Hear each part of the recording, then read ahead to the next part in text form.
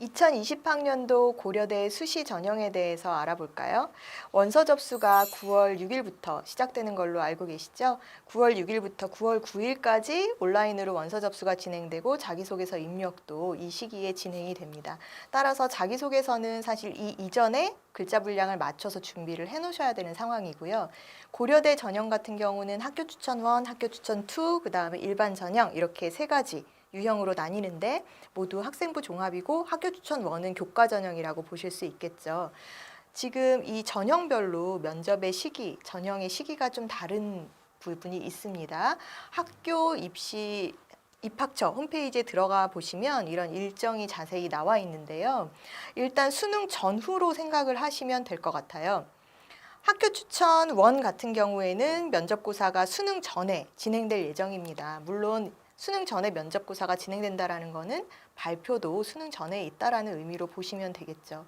그리고 학교 추천 2나 일반 전형은 수능 후에 면접이 잡혀 있는데요.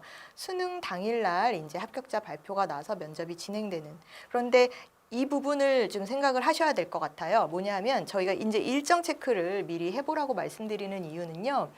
1단계 통과가 되고 나서 면접일까지의 그 준비 기간, 시간이 얼마나 있느냐예요. 보통 이제 일주일, 일반 전형 같은 경우에는 지금 일주일 정도 여유가 있지만 학교 추천 2, 일반 전형 이런 경우에는 있지만 사실 학교 추천 1 같은 경우에는 준비 기간이 그렇게 길지 않거든요. 그렇다 보면 여러분들이 9월부터 학교 추천 1을 원서 접수한 학생들은 1단계 통과 발표를 기다릴 게 아니라 미리부터 면접 준비를 좀 시작하셔야 될 것 같습니다. 자, 일반 전형 학교 추천 1, 학교 추천 2 모두 중복 지원이 불가해요. 중복 지원이라고 하면 두 가지 전형을 한꺼번에 넣을 수 있는 건데요. 특기자하고는 가능하지만 학교 추천 1, 2와 일반 전형 사이의 중복 지원은 불가하다라는 점 알고 계시면 될 것 같습니다.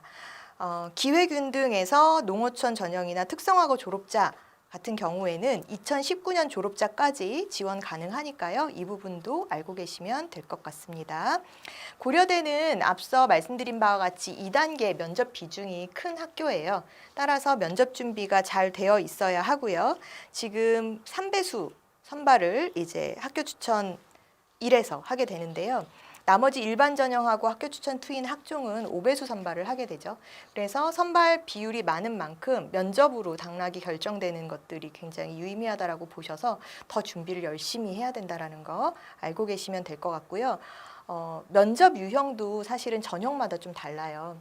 그래서 제시문 면접과 서류 기반 면접 둘 다 준비를 해야 되구나라는 거 알고 계시면 될 것 같고요. 그리고 지금 보시면은 이제 인문계 학생들 같은 경우에는 학교 추천 1에서 제시문 면접 대신에 토론 면접으로 대체가 돼요. 토론 면접으로. 네. 그래서 토론 면접 기출 문제를 보시면 아실 텐데 확률 통계나 이런 것들을 일상생활에 적용해서 어떤 전략을 세워야 될까? 거기에 대해서 토론해봐. 이런 유형의 문제들이 많거든요. 그래서 가장 좋은 거는 기출 문제를 활용해서 그다음에 고려대 같은 경우는 홈페이지에 그 학교 면접에 대한 가이드라인이 영상으로 나와 있어요. 그래서 그런 거 잘 살펴보시고 준비를 하시면 될 것 같습니다.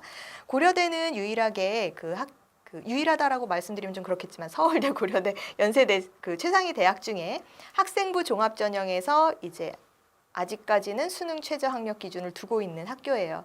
수능 최저 학력 기준을 맞출 수 있느냐 없느냐가 사실 당락을 결정하는 요소 중에 하나이기 때문에 고려대를 지원하는 학생들은 학종에서도 수능 최저를 맞추기 위해서 수능 연습을 11월 달까지는 열심히 좀 하셔야 되지 않을까 하는 생각입니다.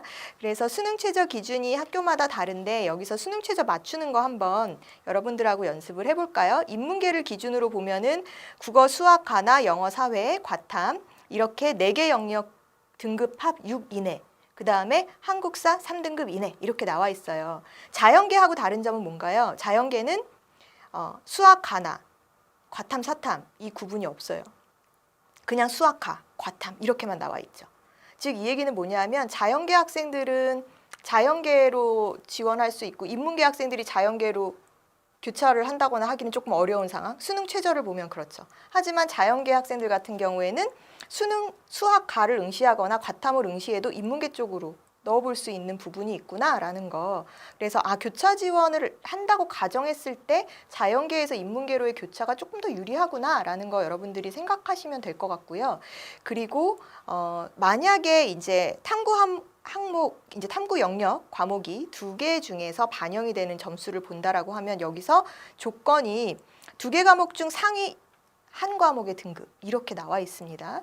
그러면 만약에 A 학생의 등급 우리가 가정을 해볼게요. A 학생이 국어 1등급, 수학 3등급, 이건 수능이죠. 국어 1등급, 수학 3등급, 영어 1등급, 탐구 1이 1등급, 탐구 2가 4등급, 한국사 4등급 이렇게 수능 결과가 발표가 됐다라고 하면 일단 탐구 1과 탐구 2 중에서 어떤 거를 써야 될까요? 당연히 탐구 1이겠죠. 그래서 1등급으로 넣고 그러면 국어 1, 수학 3, 영어 1, 탐구 1 이렇게 해서 6 이내가 맞춰지죠. 그러나 이 학생은 탈락입니다. 왜냐하면 인문계는 한국사 3등급 이내여야 되거든요. 근데 한국사가 4등급이 나왔다라고 하면 이 조건에서 탈락을 하는 것이죠. 그래서 수능 최저를 맞추는 게 정말 한 과목 한 등급 차이로도 이렇게 달라질 수 있구나라는 것들을 생각하셔서 내가 지원한 학교의 수능 최저를 맞추기 위한 전략을 잘 세우셔야 될 것 같습니다. 자, 이렇게 정확히 알고 준비하는 입시 양명.